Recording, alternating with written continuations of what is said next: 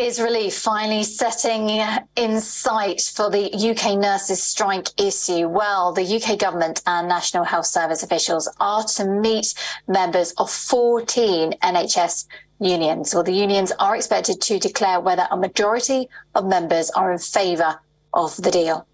Well, the NHS unions who have rejected the deal are still continuing their industrial action.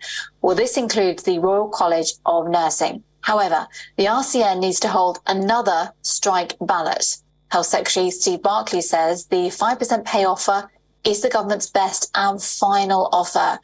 Meanwhile, the RCN chief, Pat Cullen, said that Steve Barclay has lost the public's support, while adding that the striking nurses are not going to go away. Well, this comes after Barclay described the industrial action by nurses as premature and disrespectful. The UK Health Secretary will also be meeting the British Medical Association to find a common ground with the striking junior doctors as well.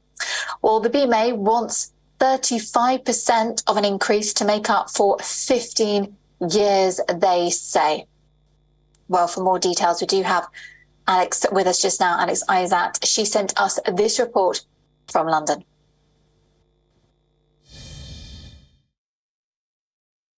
The government is meeting with 14 representatives of NHS staff workers later today as it tries to push ahead a 5% pay rise increase. Now, a few of the unions did accept the government's deal, and that is Unite and the GMB union.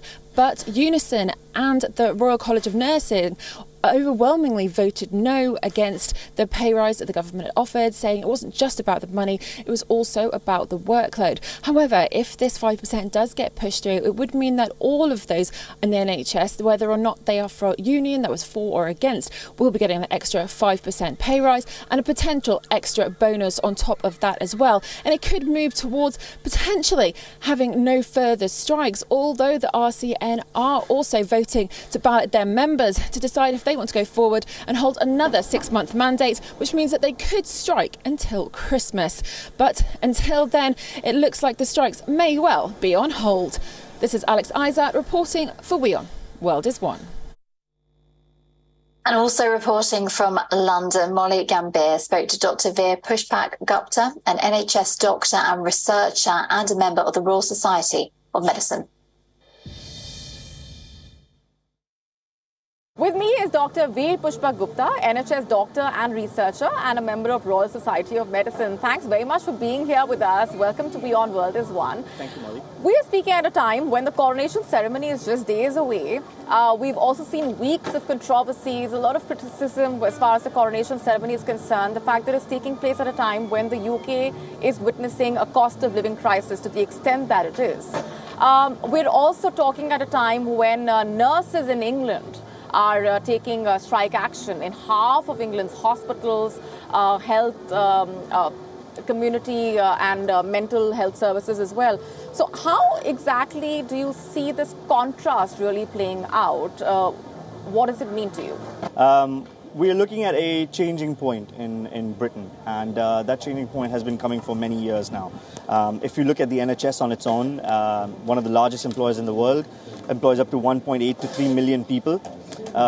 It is at a point of breaking as we speak. Something needs to be done. Help needs to be coming from the government much faster than it is. The nurses have been striking continuously now for the last month or so. There's been multiple strikes by nurses. There's been a strike by doctors. There's another strike by doctors that happened just last week, a couple of weeks ago. So things need to change, and change for the positive. And as you said yourself, there's a cost of living crisis. Inflation levels have gone up. Brexit has sort of perpetrated that as well. So a lot of mini crises that are forming in Britain that need to be resolved. And I think with the coronation coming, this may be a chance for a new beginning for Britain and its people. And I think most people are looking forward to that change.